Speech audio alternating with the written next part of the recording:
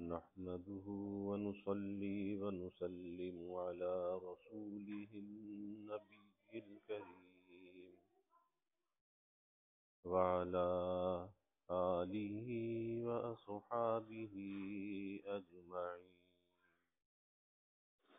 اللهم صل على سيدنا ومولانا محمد وعلى آل سيدنا ومولانا محمد وبارك وسلم صلاة وسلاما كثيرا كثيرا. توفیق الہی اپنے مرشد پاک کی برکت سے حکیم الامت مجدد الملت حضرت تھانوی رحمۃ اللہ علیہ کے مواعظ کا سلسلہ چل رہا ہے. الجلا للابتلاء کے نام سے حضرت کا یہ واعظ چل رہا ہے، جس میں صحابہ کے کمالات پر بات چل رہی تھی کہ کسی صحابی کا جو اصل کمال ہے وہ حضور نبی کریم صلی اللہ علیہ وسلم کی زیارت ہے. کسی علم اور فن میں ان کا کمال نہیں، بلکہ آپ کی زیارت کا کمال ہے. اور یہ ایسا شرف ہے کہ کتنا بڑے سے بڑا ولی ہو اس شرف تک نہیں پہنچ سکتا. تو اس پر یہ بات چل رہی تھی. فرماتے ہیں کہ غرض میں یہ بیان کر رہا تھا کہ حضرات صحابہ کرام رضی اللہ عنہم اجمعین کا کمال علوم و فنون کی تکمیل میں نہ تھا. ان کا بڑا کمال تو یہ تھا کہ انہوں نے حضور صلی اللہ علیہ وسلم کو دیکھا تھا، جس کی وجہ سے ان کے قلوب ہمارے قلوب سے زیادہ منور اور ان کا علم ہمارے علم سے اعمق تھا، یعنی گہرا تھا. اس تقریر سے تو یہ ثابت ہو گیا کہ صحابہ کا علم ہمارے علم سے بدرجہ بڑھا ہوا تھا. اب آگے وہ عذر سنیے. پہلی آیت میں تو عام خطاب تھا اور اس میں خاص حضرات صحابہ کو خطاب ہے. پہلے تھا وما اصابکم من مصیبت فبما کسبت ایدیکم، کہ تمہیں جو تکلیف پہنچتی ہے وہ تمہارے اپنے گناہوں کی وجہ سے پہنچتی ہے. آگے حضرات صحابہ کو خاص خطاب ہے. فرماتے ہیں اولما اصابتکم مصیبت قد اصبتم مثلیہا قلتم ان ھذا قل هو من عند انفسکم. کیا تم کو جس وقت ایک ایسی مصیبت پہنچی جس سے دو چند تم کفار کو پہنچا چکے ہو تو تم انجان بن کر یوں کہنے لگے ہو کہ یہ مصیبت کہاں سے آ گئی؟ تو آپ صلی اللہ علیہ وسلم ان سے کہہ دیجئے یہ تمہارے ہی پاس سے آئی ہے. شان نزول اس آیت کا یہ ہے کہ غزوہ احد میں مسلمانوں کو شکست ہو گئی تھی اور شکست بعد میں ہوئی، پہلے مسلمانوں کو غلبہ حاصل ہو گیا تھا. اور قصہ اس کا یہ ہوا کہ غزوہ احد حضور صلی اللہ علیہ وسلم روحی فدا نے 50 صحابہ کی جماعت کو جو کہ تیر انداز سے ایک درہ کوہ پر یعنی گھاٹی پر مقرر کیا تھا. اور آج بھی وہ گھاٹی موجود ہے احد کے میدان میں، کہ 50 صحابہ کو کہا کہ تم نے یہاں پر کھڑے رہنا ہے، ہمیں فتح ہو یا شکست ہو اس جگہ کو خالی نہیں چھوڑنا.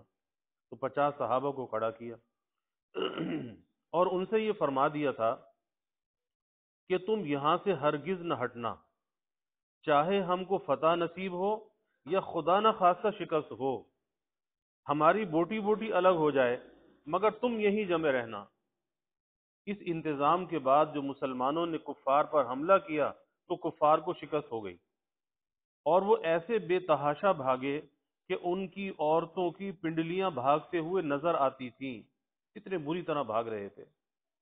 اس وقت حضرت خالد بن ولید رضی اللہ عنہ بھی کفار کی طرف سے تھے، ابھی تک ایمان نہیں لائے تھے، وہ اس وقت تک مسلمان نہ ہوئے تھے. اس وقت تک وہ رضی اللہ عنہ بھی نہ تھے، مگر ہم تو اس واقعہ کے تذکرے کے وقت بھی رضی اللہ عنہ کہیں گے کیونکہ بعد میں بڑے جلیل القدر صحابی ہوئے اور سیف اللہ کا لقب پایا، اللہ کی تلوار. غرض وہ اس وقت لشکر کفار کی کمان کر رہے تھے اور جنگی امور کے بڑے ماہر تھے خالد بن ولید رضی اللہ عنہ. تو بھاگتے بھاگتے ان کے جاسوس نے ان کو اطلاع دی کہ گھاٹی خالی ہے. جہاں پر 50 آدمی کھڑے کیے تھے کہا کہ وہ گھاٹی خالی ہے. یہاں یہ قصہ ہوا کہ جب کفار کو شکست ہو گئی تو بعض نوجوان صحابہ نے اپنے افسر سے کہا کہ اب تو مسلمانوں کو غلبہ حاصل ہو گیا اور سب غنیمت کا مال لوٹ رہے ہیں، تو ہم کو بھی لوٹنا چاہیے۔ اور حضور صلی اللہ علیہ وسلم کا جو ارشاد تھا وہ مبالغے کے طور پر تھا، اور مقصود صرف یہ تھا کہ جب تک ہم کو فتح حاصل نہ ہو اس وقت تک تم یہاں سے نہ ہٹنا، اور اب تو فتح حاصل ہو گئی۔ کچھ صحابہ نے ان کی رائے سے اختلاف کیا کہ نہیں، مقصود حضور صلی اللہ علیہ وسلم کا کچھ بھی ہو مگر ہم کو صریح ممانعت کے بعد یہاں سے نہ ہٹنا چاہیے۔ اب دو فریق ہو گئے، ایک رائے ہو گئی کہ ہٹنا چاہیے، ایک رائے ہوئی کہ نہیں ہٹنا چاہیے۔ کچھ تو لوٹنے میں مشغول ہو گئے اور کچھ 10 5 اسی جگہ جمے رہے۔ جب گھاٹی پر تھوڑے آدمی رہ گئے تو خالد بن ولید رضی اللہ عنہ نے اپنے بھاگنے کا رخ گھاٹی کی طرف بدل دیا، اور چند مسلمان جو وہاں جمے ہوئے تھے ان کو تہ تہ کر کے پشت کی طرف سے مسلمانوں پر حملہ آور ہوئے۔ انہوں نے پشت کی طرف سے حملہ کیا، اس کے بعد جو کفار بھاگ رہے تھے وہ بھی پلٹ پڑے، اور سامنے کی طرف سے انہوں نے مسلمانوں پر دوبارہ حملہ کر دیا۔ اب مسلمان بیچ میں آ گئے، پیچھے سے بھی کافر اور سامنے سے بھی کافر، اور بہت آدمی مارے گئے اور مسلمانوں کو شکست ہو گئی، بہت سے صحابہ بھاگ گئے۔ تو یہ شکست اس وجہ سے ہوئی کہ گھاٹی والوں نے حضور صلی اللہ علیہ وسلم کے ارشاد کی مخالفت کی۔ اسی کے بارے میں یہ آیت نازل ہوئی۔ ترجمہ اس کا یہ ہے کہ کیا جب تم پر کوئی ایسی مصیبت آتی ہے جس سے دو چند تم مصیبت پہنچا چکے ہو، یعنی غزوہ بدر کا ذکر ہے، اس میں تو تم کفار کو مصیبت پہنچا چکے ہو، اب وہ مصیبت تم پر آ گئی، تو تم یوں کہتے ہو کہ یہ مصیبت کہاں سے آ گئی؟ آگے آپ صلی اللہ علیہ وسلم سے کہا گیا قل هو من عند انفسکم، کہ آپ فرما دیجئے یہ تمہارے ہی نفسوں کی وجہ سے آئی، یعنی تم نے اپنے آپ اپنے سر مصیبت لی کہ ہمارے پیغمبر صلی اللہ علیہ وسلم کے حکم کی مخالفت کی اور مال لوٹ لے کی طمع کی، یہ تمہید تھی۔ اب وہ عذر سنیے، اس آیت میں جو حضرات صحابہ کا قول ہے انا ھذا، یہ کہاں سے آئی؟ اس سے معلوم ہوا کہ کبھی حضرات صحابہ رضی اللہ عنہم کو بھی ایسا موقع پڑا ہے کہ ان کو یہ کہنے کی نوبت آئی کہ یہ بلا کہاں سے آ گئی، حالانکہ ان کی بصیرت ہماری بصیرت سے بہت زیادہ بڑی ہوئی تھی، جیسا کہ اوپر مفصلاً ثابت ہوا، مگر اس کے باوجود وہ بھی کبھی اپنی کوتاہی کو بھول جاتے تھے، اور یہ خیال ان کو بھی نہ ہوا کہ یہ مصیبت ہمارے فلاں فعل کی وجہ سے آئی۔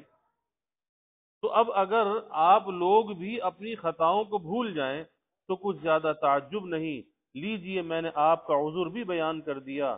تو معلوم ہوا کہ مصیبت کے وقت الگ تعیین کسی خطا پر نظر نہ ہونا یہ طبیعی بات ہے۔ آج بھی بہت سے لوگ کہتے ہیں نا کہ پریشانی آ گئی، پتہ نہیں ہم سے کون سا گناہ ہو گیا، پتہ نہیں کون سی غلطی ہو گئی، تو اس وقت ایک طبیعی بات ہے کہ اپنی غلطی پر نظر نہیں ہوتی، اپنی کوتاہی پر نظر نہیں ہوتی، بس وہ مصیبت کے وقت یہ لگتا ہے کہ کیوں آ گئی۔ تو یہ ایک طبیعی بات ہے جو صحابہ کو بھی پیش آئی کہ وہ بھی نہ سمجھے کہ ہماری کون سی خطا پر یہ سزا مرتب ہوئی، مگر پھر بھی صحابہ مطلقاً نفس مسئلہ سے غافل نہ تھے، اور آپ کو تو خود مسئلے کی خبر ہی نہیں کہ گناہ کو بھی مصیبت میں کچھ دخل ہے۔ یہ تو دلیل نقلی تھی اس بات کی کہ جو کچھ مصیبت آتی ہے وہ گناہ کی وجہ سے آتی ہے۔ دوسری بات عقلی ہے، گرچہ دلیل نقلی کے بعد اس کی حاجت نہیں رہی، مگر آج کل عقل کا ہیضہ بہت پھیل رہا ہے، اس لیے بعض لوگوں کو بدون دلیل عقلی کے تسلی نہیں ہوتی۔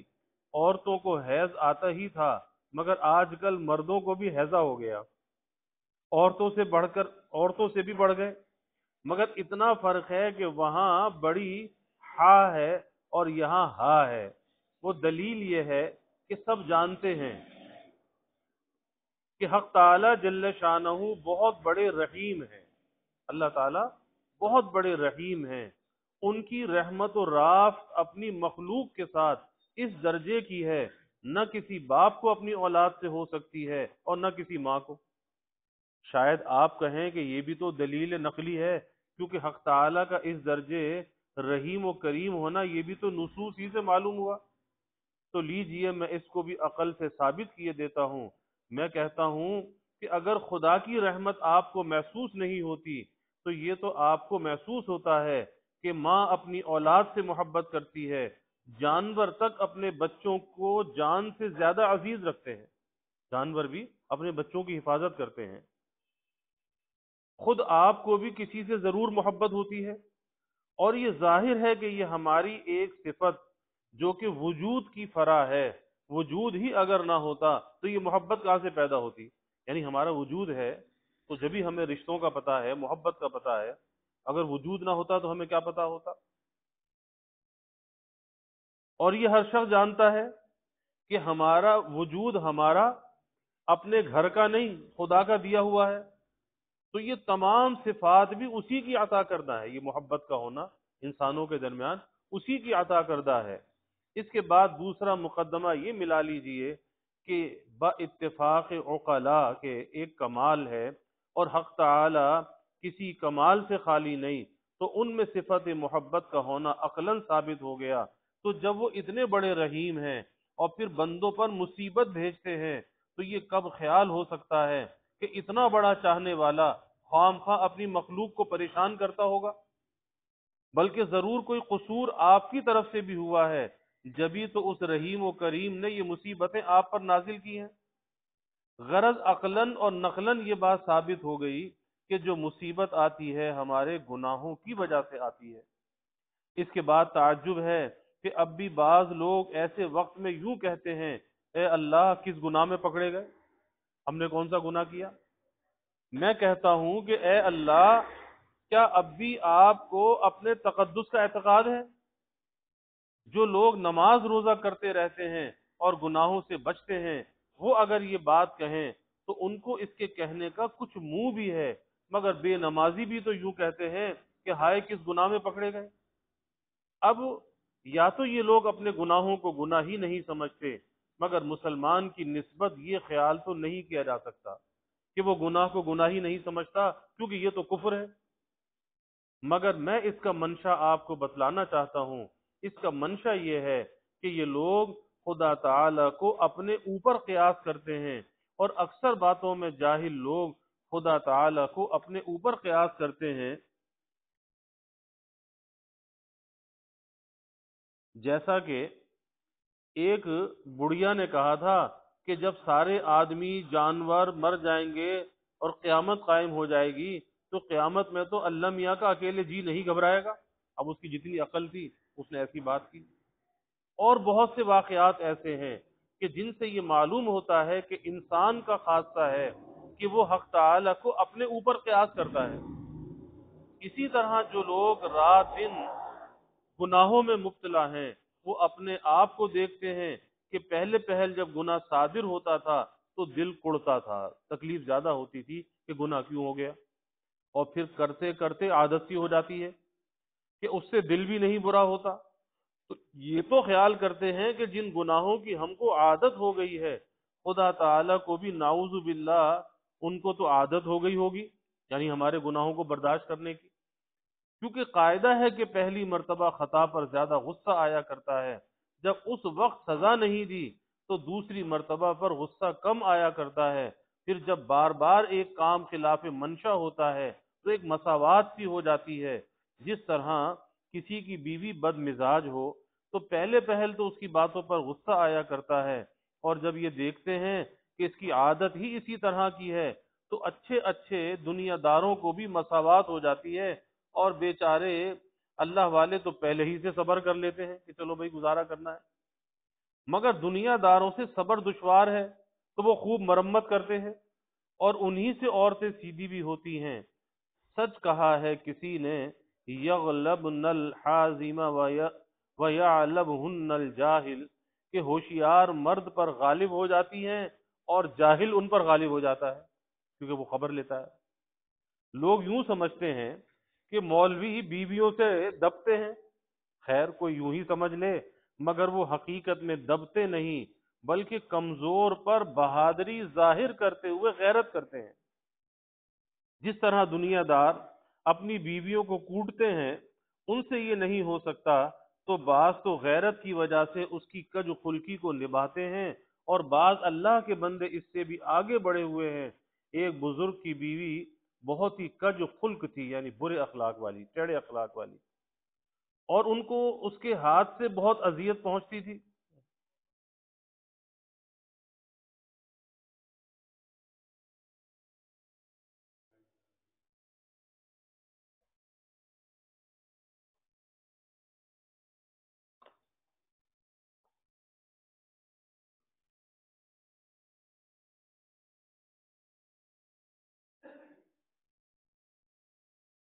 تو ان کو اس کے ہاتھ سے بہت اذیت پہنچتی تھی۔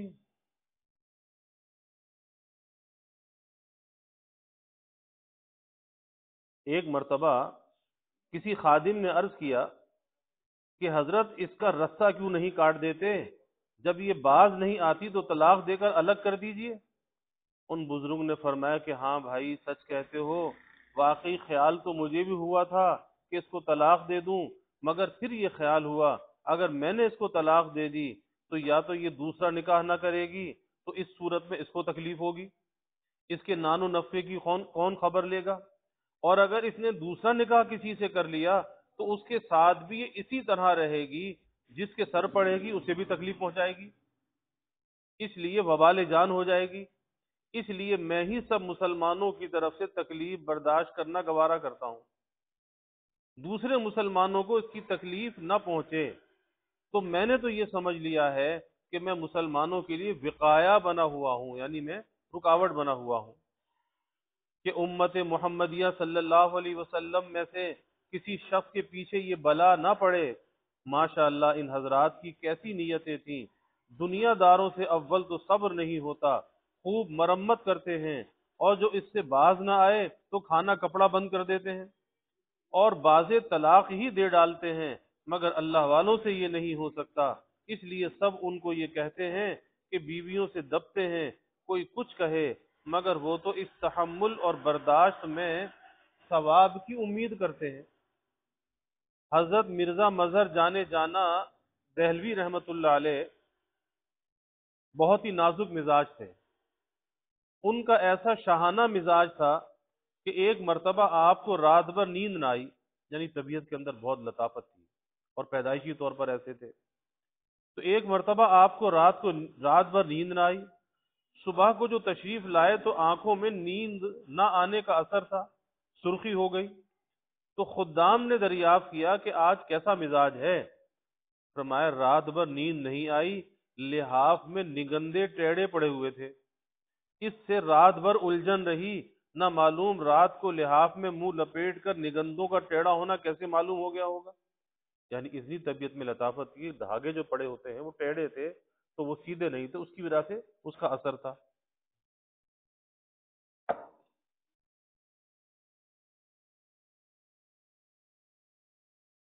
اور آپ کی بیوی صاحبہ یعنی طبیعت میں تو اتنی لطافت کہ لحاف کے ٹیڑھے دھاگے بھی اس سے نیند نہیں آئی، اور بیوی صاحبہ رحمت اللہ علیہ بہت ہی ٹیڑھے مزاج کی تھی، مرزا صاحب کو کوری کوری سناتی تھی، آپ کو کشف سے بتلایا گیا تھا، اور بہت صاحب کشف تھے، کہ فلاں عورت سے نکاح کر لو تمہارے درجے بلند ہوں گے، اس لیے آپ نے ان سے نکاح کر لیا، چنانچہ انہوں نے ساری نزاکت کی کسر نکال دی، اور آپ نے ساری عمر ان کو نبھایا، اور کبھی ان کے کہنے کا برا نہیں مانا۔ جب مرزا صاحب رحمت اللہ علیہ کے وصال کا وقت قریب آیا تو آپ نے ان کو فرمایا کہ میرے بعد تم پانی پت قاضی ثناء اللہ صاحب کے پاس چلی جانا، وہ تمہاری ناز برداری کر لیں گے اور کوئی تمہاری خدمت نہیں کرے گا۔ چنانچہ وہ پانی پت چلی آئیں، اور قاضی صاحب نے ان کی ہمیشہ خدمت کی، اور اپنے وصیت نامے میں جہاں اور وصیتیں لکھی تھیں ان کے واسطے بھی کچھ زمین کی وصیت کر دی تھی کہ اس کی آمدنی میرے بعد ان کو دی جائے۔ غرض وہ بہت ہی سخت مزاج تھیں، مگر مرزا صاحب کا معمول تھا کہ روزانہ صبح کے وقت ایک خادم کو ڈیوڑی پر بھیجتے تھے، یعنی دروازے پر، کہ بیگم صاحبہ کا مزاج پوچھاؤ۔ جب خادم مزاج پوچھنے جاتا تو اس کو بھی اور مرزا صاحب کو بھی خوب سخت سخت سناتی، ایک مرتبہ کسی ولایتی مرید کو مزاج پرسی کے لیے بھیجا، ولایتی یعنی پٹھان، انہوں نے پھر ویسی ہی سنانا شروع کی۔ اب اس ولایتی کو بہت ناگوار ہوا اور انتقام لینا چاہا، مگر یاد آ گیا کہ مرزا صاحب کی متعلقہ ہیں، خاموش ہو کر منہ بنا کر آ بیٹھے۔ مرزا صاحب سمجھ گئے کہ اس کے ساتھ بھی ہوئی ہے، ہنس کر فرمانے لگے کہ کیا ہوا، ایسے کیوں ہو رہے ہو؟ انہوں نے عرض کیا حضرت کچھ پوچھیے نہیں، اور سب قصہ بیان کیا اور اپنی ناگواری اور رنج کا اظہار کیا۔ آپ نے فرمایا کہ بھائی برا نہیں ماننا چاہیے، برا نہیں ماننا چاہیے، وہ ہماری محسن ہے، اس سے نفس کی اصلاح ہوتی رہتی ہے، غرض وہ ایسی تھی، باقی تو وہ مخدومہ ہی ہیں، ہم تو ان کے نام کے ساتھ رحمت اللہ علیہا ہی کہیں گے، کیونکہ وہ ایک بزرگ کی بیوی تھی۔ انشاءاللہ حضرت کی برکت و صحبت سے وہ بخش ہی دی جائیں گی۔ اگر کسی بزرگ کے اہل کا برتاؤ ان بزرگ کے ساتھ اچھا نہ ہو تو چھوٹوں کو ان کی شان میں گستاخی نہ کرنا چاہیے، تو تمہاری تو وہ بہرحال مخدومہ ہی ہیں۔ یاد رکھیے جس طرح آپ کو ان بیوی صاحبہ کی گستاخیاں ان بزرگ کے ساتھ ناگوار ہوتی ہیں، اسی طرح ان بزرگ کو آپ کی گستاخی ان کی بیوی کی شان میں ناگوار ہوتی ہے۔ اور بزرگوں کو تکلیف پہنچانا تھوڑی بات نہیں، اسی لیے بزرگوں کی اہل کے ساتھ بھی گستاخی نہ چاہیے۔ یہ بزرگ اپنے متعلقین کو چھوڑیں گے نہیں، انشاءاللہ سفارش کر کے بخشوا ہی لیں گے، کیونکہ اہل اللہ کے حوصلے بڑے ہوتے ہیں۔ اگر اپنی بیوی سے یا کسی عزیز وغیرہ سے ان کو تکلیف پہنچی ہوگی تو وہ اس کا اثر دل میں نہ رکھیں گے، فوراً سب معاف کر دیں گے۔ اور یہی ہوتا ہے کہ دل کے اندر نہیں رکھتے، فوراً معاف کر دیتے ہیں، اور آخرت میں حق تعالی سے اس واسطے بھی سفارش کریں گے کہ میں نے تو معاف کر دیا تھا، آپ بھی معاف کر دیں۔ ایک کفن چور کا قصہ ہے، اس کی ایک بزرگ سے دوستی تھی۔ ایک دفعہ ان بزرگ نے اس سے کہا کہ بھائی ہم کو اندیشہ ہے کہ تم ہمارا کفن بھی چراؤ گے۔ اس نے کہا توبہ توبہ، آپ سے ایسی گستاخی کبھی نہیں کروں گا۔ انہوں نے فرمایا کہ بھائی ہم کو اطمینان نہیں، البتہ ایک صورت اطمینان کی ہے کہ ہم سے تم کفن کی قیمت لے لو اور وعدہ کر لو۔ اس نے اس سے انکار کیا، انہوں نے اصرار کر کے قیمت سپرد کر دی کہ تم قیمت لے لو، اور فرمایا بس اصل مقصود تمہارا یہی روپیہ ہے نا، کہ کفن بیچو گے تو روپیہ لوگی، تو مجھ سے کفن لے لو۔ اس کے پیسے دے دیے تو تم کو یہ حاصل ہو گیا، اب مت چرانا۔ اس نے اول تو اس کی حاجت نہ تھی، اس نے کہا کہ اول تو اس کی حاجت نہ تھی، مگر خیر اب تو کوئی احتمال ہی نہیں رہا۔ اتفاق سے ان بزرگ کا انتقال ہو گیا۔ اب یہ صاحب وہاں پہنچے اور وہی حرکت شروع کی، یعنی کفن چرانے والی۔ ان بزرگ کی کرامت ظاہر ہوئی کہ اس کا ہاتھ پکڑ لیا کہ کیوں صاحب یہی ٹھہری تھی، یعنی ہمارا تمہارا کیا معاہدہ ہوا تھا، کیوں صاحب یہی ٹھہری تھی؟ یہ خوف سے وہاں ہی گر گیا اور دم نکل گیا۔ کسی خلیفہ نے ان بزرگ کو خواب میں دیکھا، فرماتے ہیں کہ ہم نے تو ہنسی میں اس سے یہ کہا تھا، ورنہ کفن چرانے سے ہمارا کیا ضرر تھا، مگر وہ ایسا بزدل نکلا کہ مر ہی گیا۔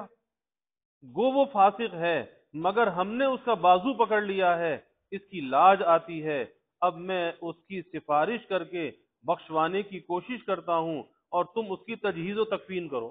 یعنی خواب میں اپنے خلیفہ کو کہا۔ غرض میں یہ بیان کر رہا تھا کہ عوام کا خیال یہ ہے کہ جس طرح ہم کو گناہ کرتے کرتے عادت ہو جاتی ہے، اسی طرح معاذ اللہ حق تعالی کو بھی ایک گناہ کو بار بار دیکھتے دیکھتے عادت سی ہو جاتی ہے اور اس پر زیادہ غصہ نہ آتا ہوگا۔ ہاں جب کوئی نیا گناہ ہوتا ہوگا تب حق تعالی کو غصہ آتا ہوگا۔ اسی لیے جب مصیبت آتی ہے تو عوام یہی کہتے ہیں کہ نامعلوم ہم سے کون سا گناہ ہو گیا تھا۔ افسوس مہلت اور ڈھیل دینے کا یہ مطلب نکالا گیا کہ وہ گناہ ہی نہ رہا۔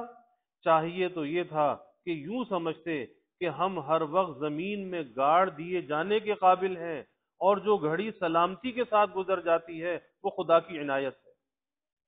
کہ توبہ اور استغفار کی مہلت تو ڈھیل دے دی ہے، ڈھیل دی ہے کہ توبہ کر لے، استغفار کر لے، مگر جب اس مہلت کی یہ قدر کی گئی کہ اس کی وجہ سے وہ گناہ گویا گناہ ہی نہ رہے، تو اب ادھر سے جو کچھ بھی ہو وہ تھوڑا ہے۔ صاحبو، میں قسم کھا کر کہتا ہوں کہ تم مصیبت کے آنے پر کیا تعجب کرتے ہو؟ یہ تو کچھ تعجب کے قابل بات نہیں۔ اگر ہم کو سزا ملے تو یہ تو قاعدے کے موافق ہے کہ مجرم کو سزا ملا ہی کرتی ہے، اور ہم نے اپنے اوپر نامعلوم تعزیرات الہی کی کتنی دفعات قائم کر رکھی ہیں۔ تو مصیبت کا آنا کوئی تعجب خیز نہیں، بلکہ خدا کی قسم ہم کو ذرا سی راحت اگر مل جائے تو تعجب کی بات ہے کہ راحت کیسے مل گئی، ہمارے اعمال تو ایسے ہیں۔ آپ مصیبت آنے پر حیرت کرتے ہیں کہ یہ بلا کس گناہ کا بدلہ ہے، اور میں کہتا ہوں کہ تم کھانا کھاتے ہو، یہ سوچا کرو کہ آج ہم نے کون سی طاعت کی، کون سا نیک کام کیا جو یہ کھانا ہم کو مل گیا۔